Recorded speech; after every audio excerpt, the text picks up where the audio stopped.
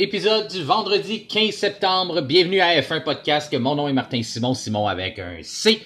Aujourd'hui, pour vous, à l'émission, on fait un retour sur la journée de vendredi, les séances d'essais libres à Singapour sur le circuit de Marina Bay. Et bien sûr, comme on en a l'habitude, on débute avec l'actualité dans le monde de la Formule 1. Tout d'abord, dans l'actualité, dans le marché des agents libres, dans les paddocks, eh bien, Guan Yu Zhou, ou Zhou Guan Yu, comme vous le préférez, a signé une entente d'1 an chez Alfa Romeo, donc plutôt Sauber, parce que l'année prochaine, le nom de Alfa Romeo va tomber, donc l'écurie s'appellera simplement Sauber. Donc, à ce moment-là, Joe on a retenu ses services, donc il sera de retour aux côtés de Valtteri Bottas pour la saison 2024. Donc, c'est une bonne nouvelle si vous êtes un fan de Joe.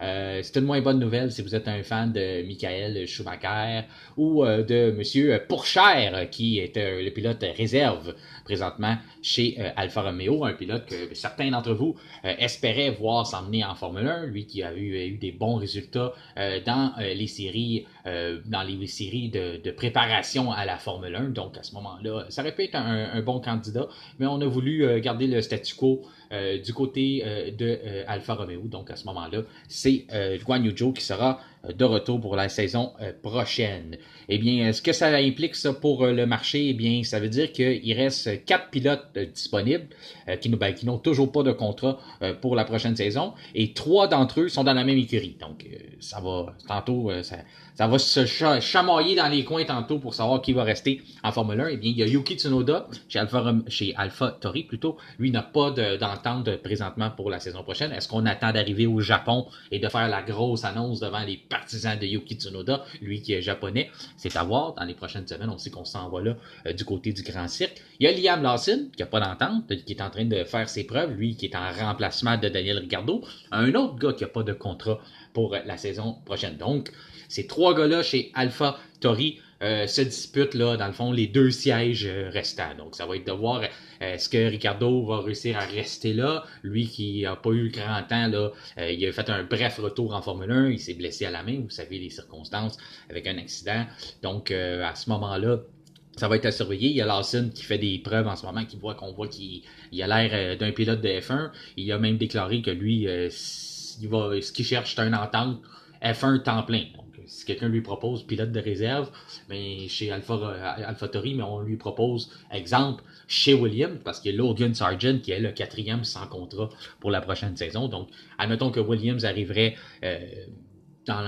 puis dirait, nous, on te fait une entente, on aimerait ça que tu viennes pour nous, puis que AlphaTauri a rien de plus à proposer à Lawson qu'un pilote de réserve, il va dire merci, bonne journée, merci de m'avoir laissé ma chance, mais je m'en vais chez Williams. Donc, ça va être à vérifier là, dans les prochaines semaines ce qu'on veut faire du côté de Red Bull, si on veut conserver les services de Lawson, lui qui a l'air d'un très très bon pilote. Il y avait même une rumeur cette semaine, on sait ce que ça fait, le marché des pilotes autonomes, ça crée toujours, ça donne place à des interprétations et à des rumeurs. Il y en a certains qui disaient qu'on s'en va du côté de garder Lawson aux côtés de Ricciardo pour la saison prochaine. Donc, ça serait Tsunoda qui perdrait son siège. Ça reste à voir. Moi, je pense. Il y avait beaucoup de rumeurs aux alentours de Guan Yu Zhou aussi. Finalement, il a été signé puis il reste là en 2024. Donc, ça va être à surveiller. C'est vraiment le temps qui va nous dire c'est quoi la décision. Puis, les résultats dans la fin de semaine, ça fait pas de tâche. Tsunoda est capable d'avoir une bonne course puis de mettre des points sur le tableau. Disons que ça serait un bon moment pour lui de montrer à tout le monde que il y a toutes les bonnes raisons de le garder là pour la saison prochaine. L'autre nouvelle, c'est Andretti Motorsport. Là, vous savez, l'Andretti, là, on approche, là, on nous avait donné du côté de la FIA, on dit 4 à 5 semaines, aux alentours de fin septembre. On devrait savoir si on rentre des nouvelles écuries pour la saison 2026 en F1. Eh bien, Andretti change de nom. On a changé, là, c'est plus Andretti Motorsport.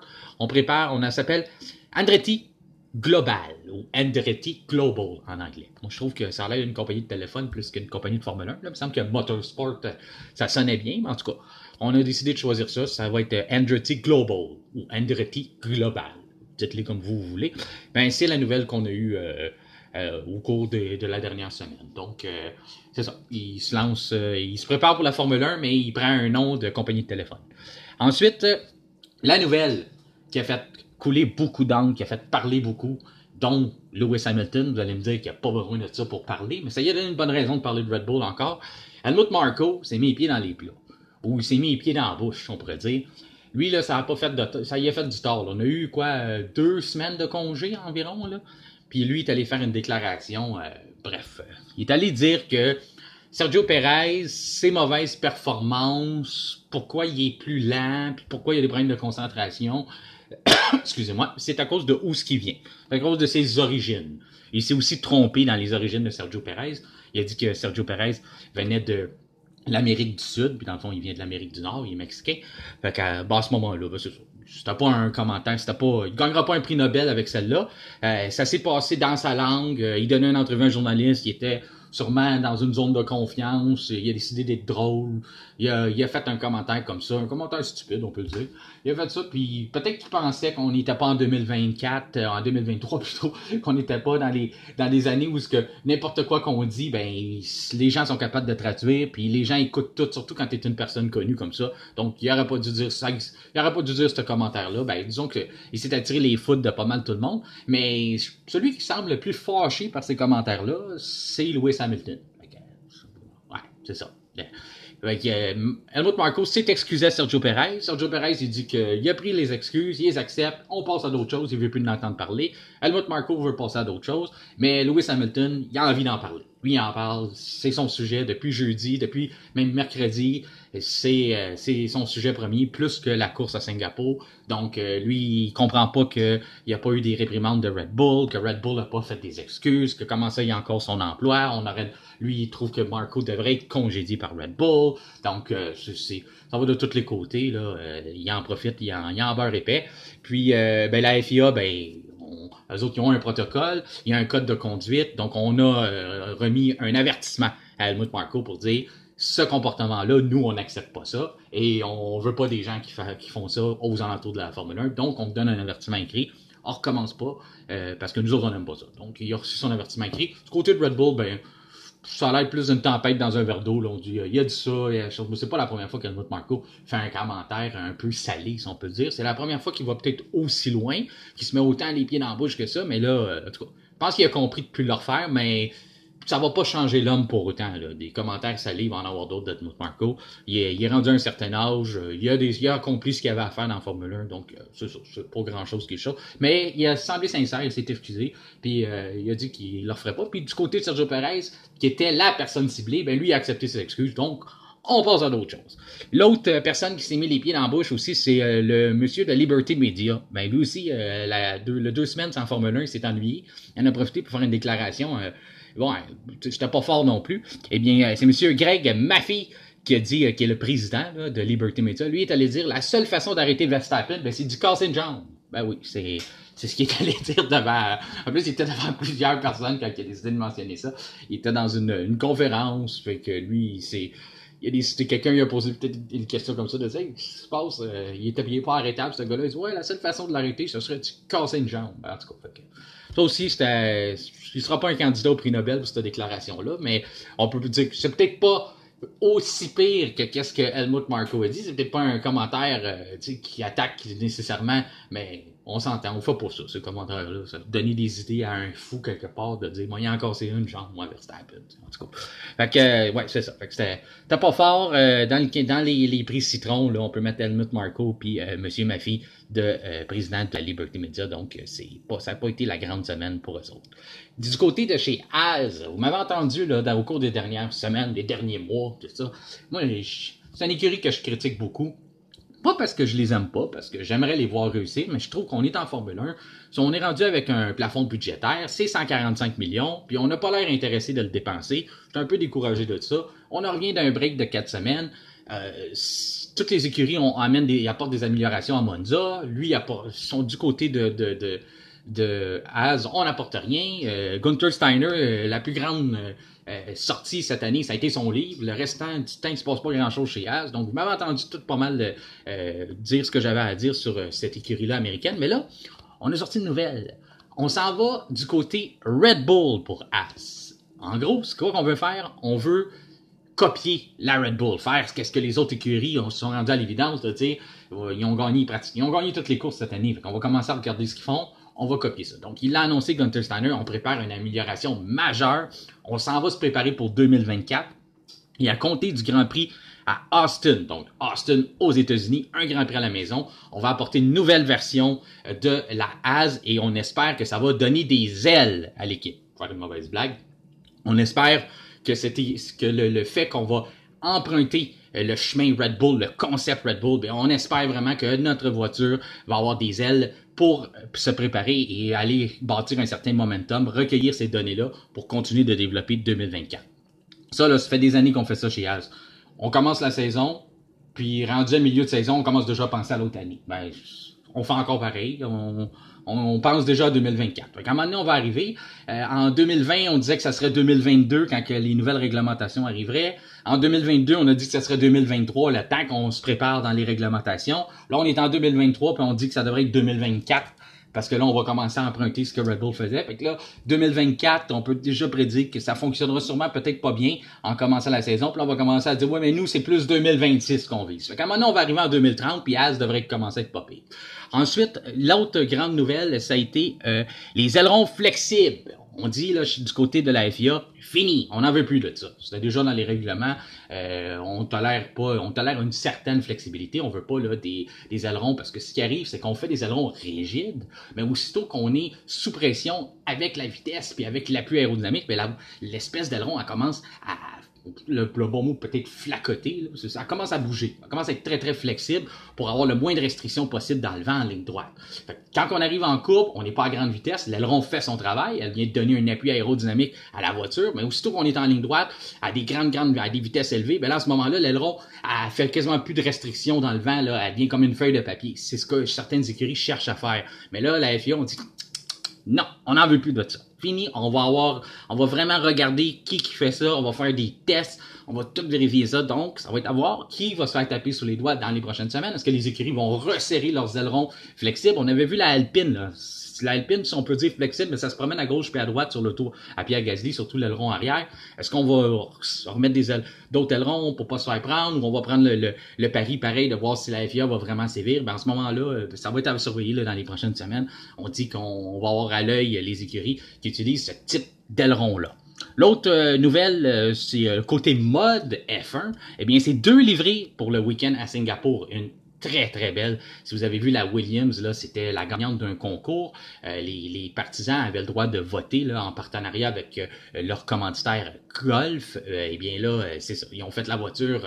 C'est pour le week-end. On va l'avoir à Singapour, on va l'avoir au Japon, puis on va l'avoir au Grand Prix du Qatar. Donc les 3 prochains Grands Prix. Si vous l'avez pas déjà vu, elle est très très belle. Vous pouvez aller la voir. On l'a mis sur notre page Facebook, ou sinon vous allez la voir demain durant les périodes de qualification. Mais soyez pas surpris là, si vous reconnaissez pas la Williams, elle est d'un bleu poudre avec du orange. Vite fait, là, vous allez dire « Hey, c'est une McLaren, ça. Qu'est-ce qu'Albon fait chez McLaren? » Non, il n'est pas chez McLaren. C'est une version Golf de la FW45 de Williams. Donc, faites-vous pas prendre. Williams n'a pas les mêmes couleurs pour le week-end. Mais McLaren aussi n'a pas les mêmes couleurs. McLaren, on est allé dans une version furtif. Donc, c'est une tour noir, moins d'orange. L'orange papaye est un peu plus discret sur la voiture, mais elle est très très réussie. Là, on sait McLaren sont reconnus pour ça. Là.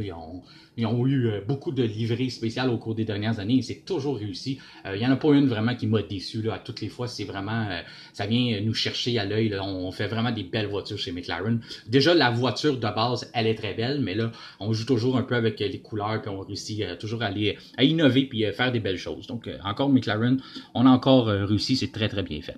L'autre grand changement que vous allez pouvoir observer, c'est Singapour. On a changé le circuit. Pas grand-chose. Là, on a enlevé 4 virages, mais c'était des virages plates. Moi, je les aimais pas. C'était très, très technique, par exemple. C'était très demandant pour les pilotes. C'était des virages lents, puis ça demandait beaucoup de dextérité. Mais là, on les a enlevés parce qu'il y a des travaux. On veut faire une place des festivals, un peu comme qu'on a à Montréal, une place événementielle qu'on est en train de construire. Puis pour éviter les travaux, puis on a décidé de ne pas aller jouer là. On a carrément fait une ligne droite.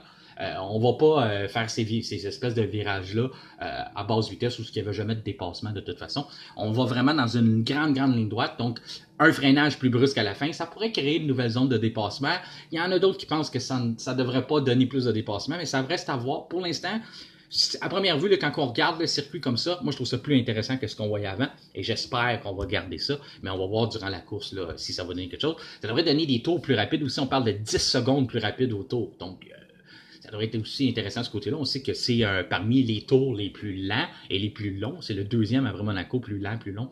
Donc, ça va être à voir. Ça va être à voir. Là, si ça donne un bon spectacle, ça va être quelque chose d'intéressant. On sait que Singapour, c'est la course la plus demandante physiquement.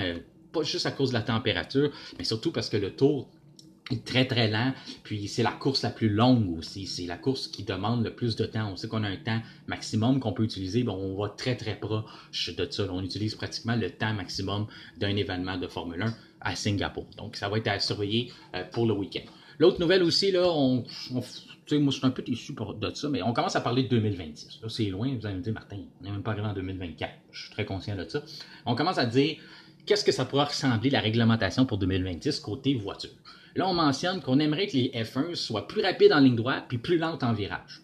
Ça, là, c'est très décevant. Parce que ce qui est intéressant d'une Formule 1, c'est de l'avoir la vitesse en virage. De l'avoir freiné, de l'avoir disputer un virage à toute vitesse. C'est de là qu'une Formule 1 travaille à son maximum. Aller en ligne droite, là, il y a plein de voitures qui font ça. Là. Une Bugatti Veyron ou je sais pas le nouveau nom, là, ça a changé de nom, mais il y a des nouvelles versions des Bugatti. Mais c'est capable d'aller vite en ligne droite. Là. Il y a des courses de drag, il y a plein de personnes qui se spécialisent sur faire des voitures vite en ligne droite. Mais des voitures vite en virage, c'est ce qui est compliqué. C'est ce qui fait que la Formule 1 est dans une classe à part sur les autres sports. Donc, puis j'ai rien contre ça, là, les courses de drag, puis les gens qui aiment ça, puis les gens qui mettent des fortunes dans leur voiture pour aller vite en ligne droite.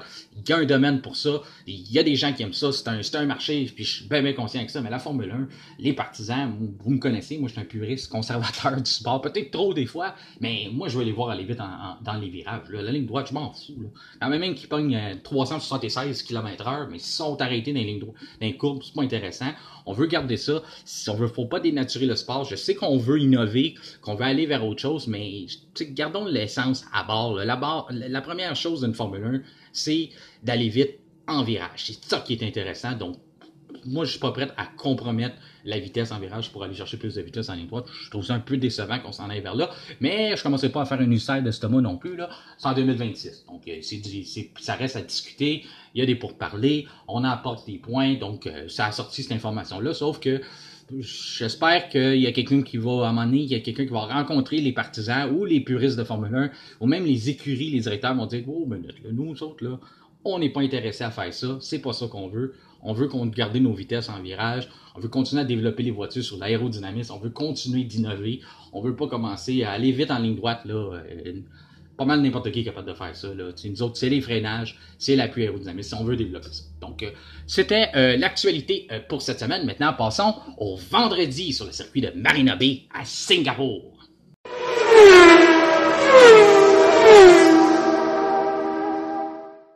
Journée de vendredi à Singapour.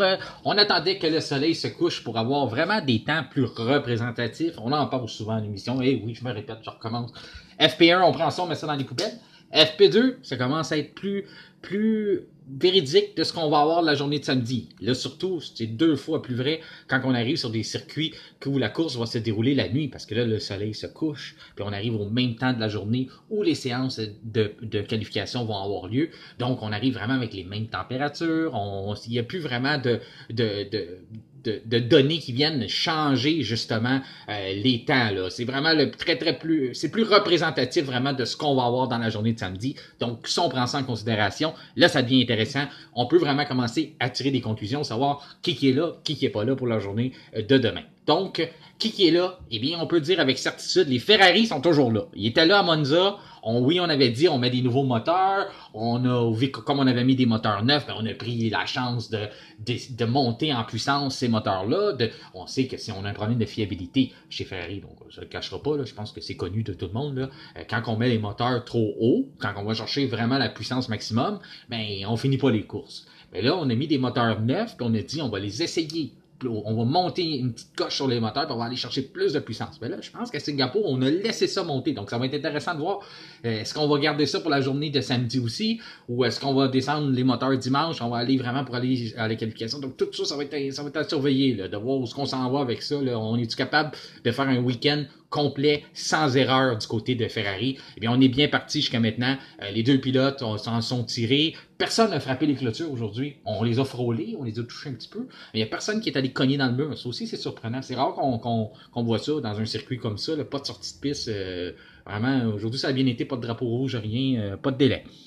Donc, on espère que ça continue comme ça pour le week-end. Sainz, premier. Leclerc, deuxième. Russell, troisième. On sait, hein, on a dit chez Mercedes, on pense être capable d'avoir une belle performance lors du week-end. On sait, on arrive toujours et on dit « Ah, je pense pas qu'on va être bon. Je pense que ça va être dur. Finalement, on est bon pareil. » Mais là, on l'a dit. On dit « Ah non, je pense que ça peut nous sourire, cet endroit-là, Singapour. » Donc, Mercedes, troisième avec Russell, ça a bien été. Fernando Alonso, quatrième. Place à surveiller pour Aston Martin. Même raison que Mercedes, on n'a pas beaucoup de training, pas des grandes lignes droites à n'en plus finir, beaucoup de virages à basse vitesse, donc on n'a pas nécessairement le problème de traîner qu'on a sur la Aston Martin. On sait restriction dans le vent, même chose pour la Mercedes, mais on n'a pas vraiment ça à Singapour. Donc ce côté-là, normalement, on est capable de se faire justice et d'être assez compétitif sur des circuits comme ça. On l'a vu, Alonso était là, bien présent aujourd'hui, quatrième. Hamilton, cinquième. Norris, à surveiller. Je vous parle des améliorations normalement à ce temps-ci, quand on commence la journée de vendredi, je vous parle toujours des améliorations, les voitures, qui en a apporté. Là, je vais aller plus vite de dire qui n'en a pas. Haas, puis Williams. Les deux écuries n'ont rien apporté pour le week-end, le reste, on a tout quelque chose. Les écuries qui en ont le plus, c'est McLaren, qui a apporté pratiquement une voiture neuve. Puis AlphaTauri. AlphaTauri, là, on a apporté une Red Bull blanche. Vraiment, on l'avait dit, hein, on s'en va. On veut vraiment commencer à prendre le concept Red Bull. On veut faire un plus grand partenariat avec notre grande sœur. Donc, on veut travailler en collaboration avec Red Bull, tout en restant dans la légalité, parce qu'on a le droit de copier, mais jusqu'à un certain... il y a un maximum à un moment donné qu'on peut copier. Là. Mais là, à ce moment-là, AlphaTauri, on veut essayer d'étirer la limite le plus possible. On veut vraiment essayer de créer l'année prochaine. On risque d'avoir une RB19 chez AlphaTauri. Là. On va prendre la vieille Red Bull et on va rouler avec. Vous allez me dire, la RB19 l'année prochaine, elle risque d'être encore bonne parce qu'on n'a pas encore trouvé la solution. On arrive avec pratiquement à la fin de l'année. Puis les autres écuries n'ont pas encore trouvé la solution à la RB19. Donc c'est chez AlphaTauri, la saison prochaine, on roule avec ça. Donc on risque de se retrouver pas loin de la Red Bull RB20, disons. Fait que c'est ça. C'est que ça va être intéressant. Mais là, on a commencé. On a apporté beaucoup d'améliorations sur la voiture. Donc c'est les deux, McLaren, AlphaTauri. Qu'est-ce qu'on fait si vous voulez avoir tous les détails de ces écuries-là pour demain? C'est quoi qu'on fait à ce moment-là? Ben, à ce moment-là, vous allez sur Facebook F1 Podcast, puis vous allez être capable de tout trouver ça. On met ça tout détaillé comme à chaque semaine, la journée de vendredi. Donc, vous avez le droit à tous les détails de ce qui s'est passé sur les voitures. Donc, à ce moment-là, c'est plus intéressant à lire là, quand vous avez un petit moment pour avoir tous les détails possibles. Donc, c'est ça. McLaren, ça va être à surveiller, voir qu'est-ce qu'on va être capable de soutirer de cette nouvelle voiture-là. Puis il va aussi avoir à surveiller AlphaTauri, qu'est-ce qu'on a apporté. Le reste, là, chez Red Bull, c'est des améliorations quand même assez minimes. Du côté de Mercedes, c'est minime. Aston Martin aussi. C'est toutes des choses qui sont pour le circuit en tant que tel. Là. On va pas nécessairement repousser la limite là, d'aller innover dans nos voitures. C'est pas mal ce qu'on a d'habitude. Là, la raison pourquoi que je vous parle comme ça, puis je suis juste en train de gagner du temps, c'est que j'ai perdu mes statistiques de ce qui s'est passé aujourd'hui en FP2. Ça commence à revenir tranquillement pas vite, fait que je vais être capable de revenir puis de vous donner du contenu et de pas juste se dire n'importe quoi. Et voilà. Après, Norris qui était là derrière Hamilton en 6e place, c'est Perez. Une Red Bull 7e, et oui, devant Verstappen. Qu'est-ce qui est arrivé avec Red Bull aujourd'hui? Bien, on n'avait pas l'air là pantoute. On avait l'air d'avoir des problèmes. On s'est plaint du freinage. On sait que c'est important sur ce circuit-là. Donc, on n'avait pas vraiment... C'est ça. On n'a pas réussi à monter la voiture en performance. Il y a aussi eu le fait qu'on était souvent dans le trafic. Ça, c'est des erreurs côté stratégie. On envoyait les voitures en piste pour aller faire nos programmes, puis on se retrouvait toujours à être pris dans des embouteillages. Donc, à ce moment-là, ben, c'est pas l'idéal qu'on veut faire des temps compétitifs, mais il y avait pas, on pourrait dire, oh, ouais, c'est à cause du trafic, mais il n'y avait pas juste ça. Tu voyais qu'on n'a pas confiance dans la voiture, il se passe quelque chose. Il y a une chose aussi à prendre en considération. Depuis le début de la saison, à toutes les fois que Red Bull gagne un Grand Prix, après qu'on en a gagné en fil, on a commencé à demander à Christian Horner, pensez-vous être capable de gagner tous les Grands Prix cette année? Mais il dit toujours, on se garde une gêne, c'est sûr, il n'est pas pour aller dire, oui, on va en gagner 22. Ça s'est jamais arrivé, tu diras pas ça. Sauf que plus que ça avance, plus que ça devient une possibilité. Mais il essaie toujours de sous-entendre Singapour. Il parlait toujours de Singapour. Ouais, mais avec Singapour, des circuits comme Singapour. Ouais, mais avec quand tu s'en vas à Singapour. Il disait toujours ça. Là, on est là. est-ce qu'on appréhendait quelque chose du côté de Red Bull? Est-ce qu'on était en connaissance de cause que ça serait difficile pour la RB19 de se faire justice sur ce circuit-là? C'est peut-être ça qu'on est en train d'assister. C'est peut-être ça qu'on a vu aujourd'hui, de dire que oui, la RB19, on sait qu'elle a une lacune, on la dira pas. Moi, je la connais pas, mais chez Red Bull, je parle. Red Bull, peut-être qu'on le sait, c'est quoi la petite lacune, où on va être plus exposé, puis c'est à Singapour. Peut-être que c'est là. En tout cas, pour l'instant, ça a l'air de ça. On n'a pas l'air aussi compétitif, aussi dominant que sur les autres circuits, mais ça reste à voir hein, demain. S'il y a une écurie qui peut trouver des solutions pendant la nuit, on va travailler toute la nuit sur le simulateur, on va trouver des solutions. C'est sûr que demain, on risque d'être plus compétitif, mais jusqu'à quel point on est capable de revenir dans la partie versus les autres écuries. Ça va être intéressant. La première séance de pratique de la journée, donc la FP3 demain matin, et qui va s'en suivre les séances de qualification. Surtout sur un circuit comme Singapour, tu risques d'avoir peut-être juste un tour pour vraiment réussir à te qualifier parce qu'il y a des drapeaux rouges. On n'en a pas eu aujourd'hui dans les 2 séances, mais ça ne veut pas dire qu'on n'en aura pas. On restera pas sans drapeau rouge pendant tout le week-end. Là, ça sera jamais vu. Là. Des neutralisations à Singapour, il y en a une puis un autre. Après ça, derrière Verstappen, Magnussen, 9e, Bottas, 10e, Hülkenberg, 11e. Après ça, Lawson, 12e. Il continue de se lancer, le jeune. Il n'est pas impressionné. Puis, en passant, là, petite anecdote, Lawson, quand il était jeune, nous, là, quand on vient de Montréal, ben, je parle pour moi, là, vous venez partout dans le monde, vous nous écoutez d'à peu près partout, mais moi, quand que je jouais dans des simulateurs de Formule 1, la course que j'aimais jouer, c'est le Grand Prix du Canada, c'est sûr, c'est notre course de chez nous. Mais Lawson, lui, sa course, c'était Singapour. Lui, il vient de la Nouvelle-Zélande, puis il aimait ça, jouer le Grand Prix de Singapour. Il avait même, son père lui avait fait une promesse qu'un jour, il l'apporterait là. Finalement, ça n'a pas donné, ça coûtait de l'argent, tout ça. Lawson est rendu en Formule 1. Il a payé un billet d'avion à son père et son père est là pour le week-end. C'est lui qui a emmené son père pour voir la course. Donc, ils réalisent leur rêve. Les deux sont à Singapour. Lawson, il est sur un circuit qu'il connaît bien. Il n'a jamais piloté là avant, mais il le connaît sur un simulateur. Donc, il l'a bien fait aujourd'hui. 12e. Ocon, 13e. Stroll, 14e. Qu'est-ce qui s'est passé avec Stroll? Je ne sais pas. Après ça, Piastri, 15e. Tsunoda, 16e. Joe, 17e. Gasly, 18e. Sargent, 19e. Et dernier, Alexander Albon. Ben oui. Moi, j'y ai fait de la pression. On a fait cette semaine, si vous n'avez pas eu la chance de l'écouter, on a fait la capsule dans le casque Alex Albon. Donc, oui, il n'a pas eu une bonne journée. Son moteur a arrêté. On risque d'avoir un remplaçant de moteur. Je regardais, là, si jamais vous voulez voir où ils sont rendus, les inventaires pour chaque pilote. On l'a mis sur notre page. Excusez-moi, il y a encore des problèmes de tout. Sur la page Facebook, j'ai mis, on a un article sur qu'est-ce qui reste là, chez les pilotes. Qu'est-ce qu'on a utilisé comme inventaire jusqu'à ce moment-ci dans la saison. Donc, Albon, de mémoire, il est pas mal à la limite. Donc, on pourrait peut-être parler d'une pénalité lors du week-end. Donc, ça va être à suivre si on est forcé de changer des composantes moteurs. De mémoire, il était pas mal rendu à la limite permise. Donc, c'est ça. Je vous invite à aller voir notre page Facebook, à nous suivre. Je vous invite aussi, beaucoup d'entre vous, vous nous lisez, c'est le fun, vous mettez des commentaires, mettez des mentions j'aime aussi. Je sais que c'est pas évident, le monde oublie, on y pense pas, c'est pas parce qu'on veut pas, c'est pas parce qu'on n'aime pas ça, c'est parce qu'on pense pas. Mais essayez d'y penser, c'est le fun, c'est ça qui nous encourage. Vous pouvez mettre n'importe quoi, vous pouvez mettre mention j'aime, vous pouvez mettre un cœur, vous pouvez mettre le bonhomme qui serre un cœur, vous pouvez mettre le bonhomme pas content, le bonhomme qui pleure. Ça, c'est plate. Bon, des fois, il y a des raisons. Vous pouvez, ça. Mettez ce que vous voulez, là. Mettez quelque chose. C'est ça qui est le fun. C'est ça qui aide à faire connaître la page. Partagez la page. Si vous avez des articles que vous aimez, vous voulez les mettre dans des groupes de Formule 1, vous êtes membre. Ça me fait plaisir. Mettez ça, montrez à tout le monde. Direz, écoute, moi, je suis F1 Podcast, j'aime ça. Tu devrais suivre ça toi aussi. Puis, c'est ça. Partagez, parlez-en à tout le monde. Plus qu'on va être de monde dans la communauté F1, on a du fun avec ça. Déjà, on est beaucoup. Puis, vous touchez du bois. Vous l'avez entendu, j'ai du vrai bois. On a du bon monde, je trouve. Puis, comme je te dis, je ne veux pas attirer, j'espère que ça ne va pas jinxer ça, mais je trouve qu'on a des connaisseurs de Formule 1. On a du monde qui discute avec respect, du monde qui apporte des opinions, pas juste de lui, c'est un pas bon, puis c'est un ci.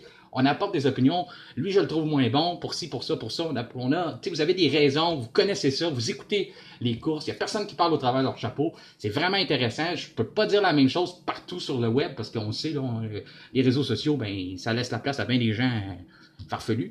Mais pour l'instant, là, je trouve que ça va bien sur F1 Podcast. Je trouve que les gens qui sont abonnés à la page sont des connaisseurs de Formule 1. C'est très, très, très plaisant de discuter avec vous.